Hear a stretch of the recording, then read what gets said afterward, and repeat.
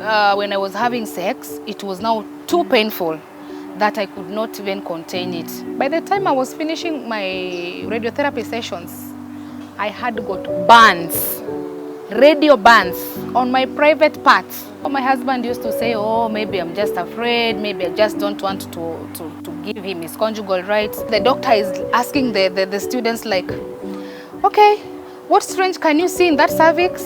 Akimi ilifika point nikasema, God, mi hapana, nimekataa. Si nikufe tu.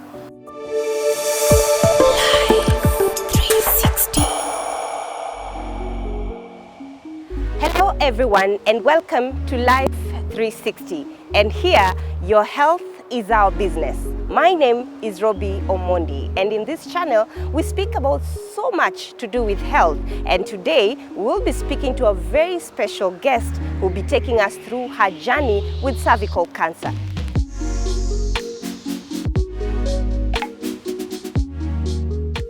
So in Kenya, we have about 16.8 million women who are ages 15 and above. Now, among those women, about 5,200 women are diagnosed with cervical cancer every year. And in that number, 3,200 women die every year. Now, for those who survive this disease, they definitely have a story to tell. And my guest is one of them. Karibu sana, Lucy. Thank you so much. So introduce yourself to us. I know you as Lucy Atieno. How should my viewers call you, and what is your story? My name is Lucy Atieno Odhiambo, and I'm 33 years old.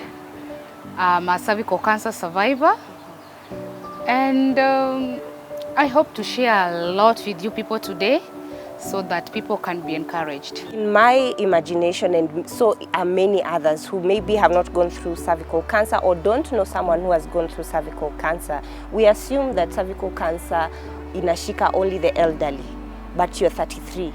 When did you get to know you have cervical cancer? What did you go through before even knowing that you actually have cervical cancer? Even me, I knew it was an elderly disease. So my journey started way back in 2021, if I'm not wrong. I used to have recurrent UTI, urinary tract infections. So I used to be treated over and over again. It reached a particular time in 2021 around December. So I just decided, let me go and do this test called HVS, high vaginal swab. Because I was like, maybe I really needed a specific drug for this UTI. Yeah, because I was like, I've used a lot of antibiotics, so maybe they were so resistant on me. So I walked into Migori Referral Hospital, and they did the HVS test as I requested. She did the screening and she told me, all was well. The only thing I was having was something called cervicitis. So the nurse gave me antibiotics for 2 weeks, but also encouraged me to go back after like 7 days to collect the results of the HVS. After taking the antibiotics, by the 7th day I was feeling I'm okay. So I just told myself, maybe it was this kind of particular antibiotics that I really needed. So I was told my cervix was okay, and so I left it at that. Now, and all through this journey, like when you're going for tests, you're still having UTIs, what are some of the symptoms that you are seeing? I had a particular discharge that it wasn't making me so comfortable. Sometimes smelly, sometimes it was just thick and not smelly. So the discharge was making me so irritable. As time went, the symptoms changed. From the heavy discharge, I started having painful urination. When I was having sex, it was now too painful that I could not even contain it. So my husband used to say, oh, maybe I'm just afraid, maybe I just don't want to give him his conjugal rights.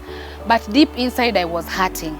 So a friend of mine introduced me to some doctor in Kenyatta. The first thing he asked me that, have you ever done cancer screening? I told him yes, I did last year, December.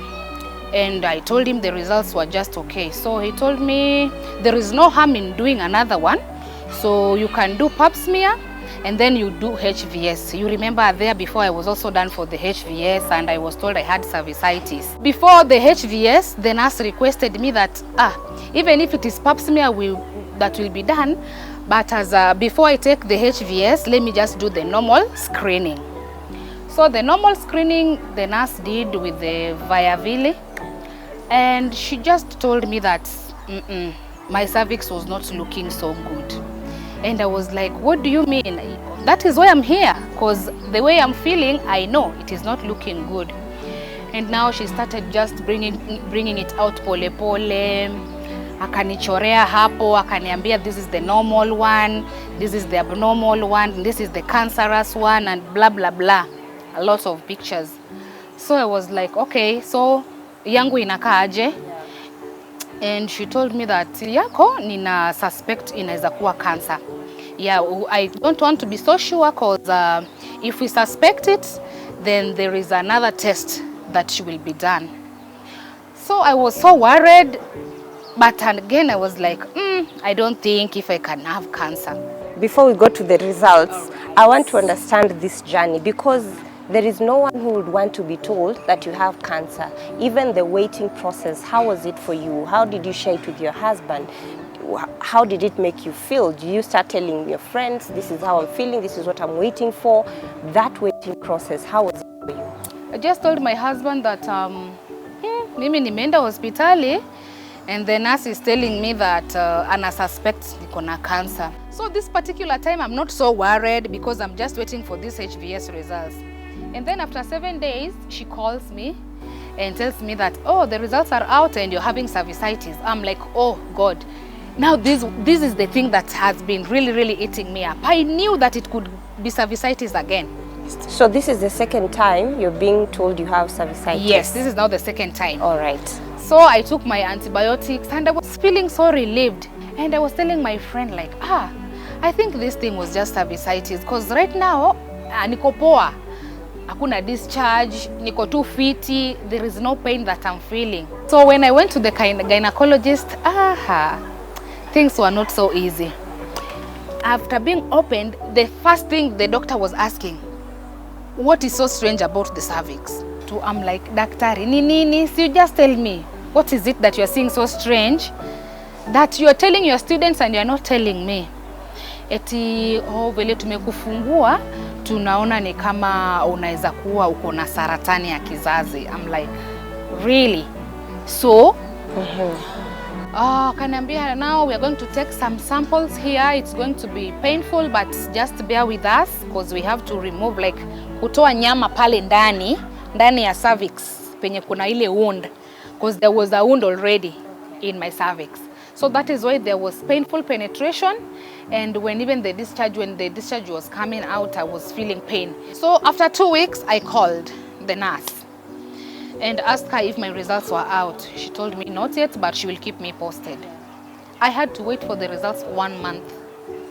So I started being worried. So akili yangu ingine niambia, ingekuwa mbaya wangeshaniita. Vile wamekawia hivi, hawa wako tu sawa, sidhani kama kuna shida. At this time, I had a spine surgery a year back, and I was told to at least wait for 2 years before I could get another child. So by the time 2022 December, ndio ningemaliza 2 years, ndio nipate mtoto. So me just say, wacha niende nifanyiwe FP, because I would not want to lose a child, because according to my condition now that this back is so delicate, wacha nitunze back. Yeah. Now baby, before you tell us about the results, you know, I know your dream was to have another child, yes, maybe around the same period. And now this situation is here. You're waiting to know whether you have cancer or you're okay before you can even go ahead to have a child. Yeah. How is that for you? How did you tell it to your husband? Like, now, I know we both want children, but now it has to wait. How was that? At this particular moment, bado si mimi nafikiria tu results zitarudi poa. So mimi kwa sahi, I was just going, niende nifanyiwe FP as I wait for the 2 years to elapse. Because I was like, December inafika pap, ninatoa FP, I get another pregnancy. So 3 days later, kitu tu ikanisumbua. Nikapigia nurse. Nurse, results zangu zimerudi. Kisumu. Ni aje? Eti sijapigiwa simu, sidhani kama zimerudi, but kama uko within Kisumu, siko job, unaweza pitia tu, go and talk to my colleague and maybe muende room 9 muangalie kama results zimekuja.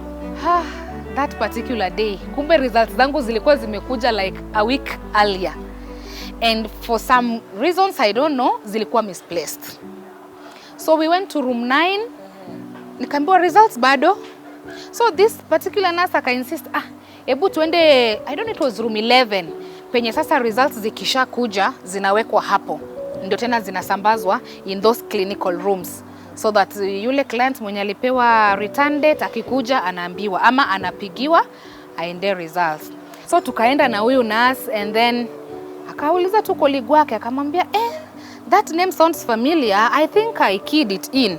Kwani haiko room 9? Eti hebu tu check. So kucheck, results ziko hapo bado hazijafanywa nini, hazijapelekwa penye zinafaa kupelekwa.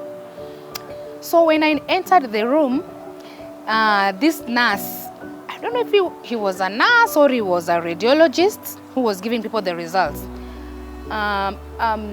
He started talking in Luo, thinking that I was not understanding Luo. So he was like, he asked me first, eti, unafeel aje? Kawe mimi na feel vizuri, niko fiti, hata sina issue, nimekamia tu results. Nikaona tu uso yake imechange. Akaongelesha huyu nurse mwingine na Kijaluo, this lady is saying ako poa, lakini results zake jo haziko fiti. Sasa huyu jamaa, this other nurse knows that I'm a Luo and I speak Luo fluently and I understand.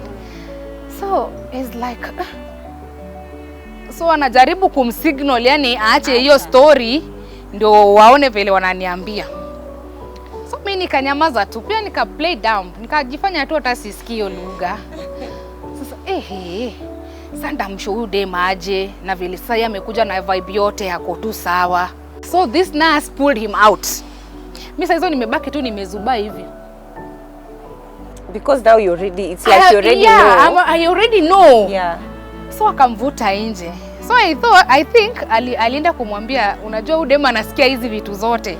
So it is so bad, it is so unfortunate that she has learned it in that bad way. Now I don't know how you're going to handle her. So when they came back inside, and he was like, sasa unajua results zimerudi, lakini sasa hizi results zinaonyesha uko na cancer. I even thought after this other nurse kumpeleka nje, he could come back so composed, ajaribu kunyongelesha vizuri. And he's just there telling me that results zako zimerudi, na zinaonyesha uko na cancer. I felt so bad, so bad. Nililia kwa hii room. I saw my world coming to an end. I thought of committing suicide at that particular moment. I didn't want to go back home. Lakini sasa unani-encourage, usijali, unajua umekuja mapema na vile unafeel hauna any issue. So mimi na believe tu utakuwa sorted na utafanyiwa surgery na utakuwa poa. Now, at this point, maybe after you've been given the results, what stage was the cancer, and did now treatment begin immediately, and how was it? Did you take time to actually absorb this information before actually now seeking for treatment? Yeah, so when the results came, you know, it was a Friday at around 4.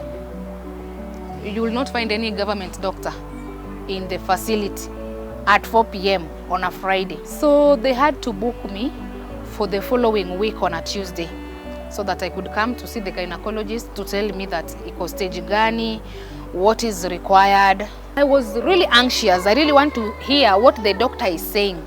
Hii ugonjwa wangu imefika kiwango gani na ni nini nafaa kufanywa. So kuenda daktari akaniambia according to the symptoms that I presented with, inamaanisha ugonjwa iko stage 1. But again, they cannot just say it like that. I have to do MRI ndio ionyeshe ya kwamba iko stage gani. So at this particular moment ninajaribu kuulizia, will NHIF help me? Where will I be done for the surgery? Yani I had a lot of questions to ask.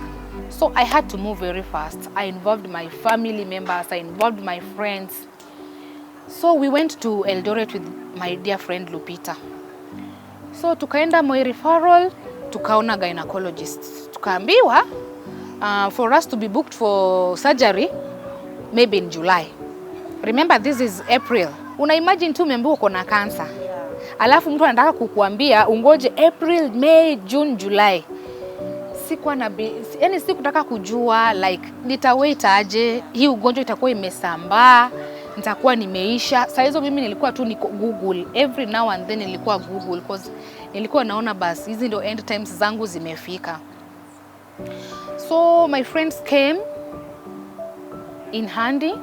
They created a WhatsApp group, wakafanya mchango, nikapata pesa enough, nikaenda nayo surgery. So after surgery nikaambiwa we are hoping for the best because MRI tazile shafanya MRI imeonyesha niko stage 1. So in this same April I had done MRI, and this same April I had done surgery. Because niliambiwa the moment utafanya surgery this thing itakuwa imeisha. So mimi surgery nilikuwa nafikiria nitaenda tu hapo kwa cervix penye yako kashida kako ndio wataenda maybe wafanye vitu. Sasa hizo bado sijafikiria hii surgery ina involve kutoa uterus yangu yote. So when I went into this hospital nikauliza daktari, sasa hii surgery itafanywa aje? Akaniambia hii surgery ni ya kutoa uterus and we are sorry you will not be able to carry more children. Mimi nikasema Mungu, kama ni kutokuwa na watoto ndio itanipea uhai, so be it. So mimi ilibidi tu nimekubali, however painful it was.